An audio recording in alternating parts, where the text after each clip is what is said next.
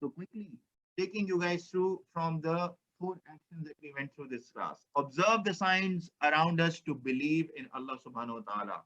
And the signs around us, some of them that were mentioned, was the entire system that is around us, the system in which we live, and the things that we can observe with our eyes, like falling of the rain on vegetation, ripening of the fruits. And as many of you also said, that this is a system that Allah subhanahu wa ta'ala has created, and He is the original creator for it. So we just operate within this system.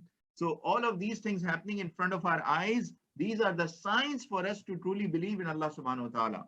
Follow what has been revealed to you by your Lord. There is no God except Allah subhanahu wa ta'ala. So turn away from polytheism. There cannot be no gods. There cannot be no bosses, no other people in your life whom you believe are the source of something, while Allah subhanahu wa ta'ala is the source of all creation and He is the provider for all of us. Don't insult those whom they invoke other than Allah subhanahu wa ta'ala. So if there are people who are non-believers and they have their own gods and their own beliefs, do not go out and insulting them. Because when you are having a discussion with them, you can get frustrated and you can say, come on, man, why are you not listening? And then you say something to their gods. And in retaliation, they can also come back and say something to Allah subhanahu wa ta'ala.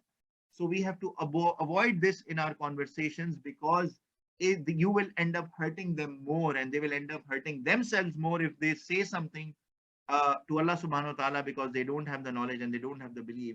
And then, they will hurt themselves more. We have to be amongst the few and follow the guidance of Allah subhanahu wa ta'ala. As we discussed, and as the brilliant points raised by Aziz and Shayan, Jazakumullah khairan guys for sharing them with us. Majority of the people on this earth will try their best to mislead you from the way. And once you are on the brink of deciding where to go, or right or left, it will seem very difficult to follow the right way. It will seem very easy to do a sin, to watch a video, to do a shameful act, to lie, to backbite, to cheat in exam, to earn from haram livelihood. And you can justify it that, corruption, you can justify all the bribes and everything.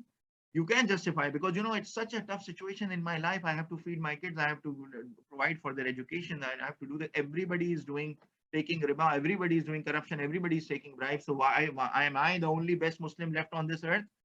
Yes, you have to work and you have to think. Even if you are the only person left on this earth who is following the guidance, you have to always follow the guidance, regardless of how difficult the path will be initially, or it will seem initially.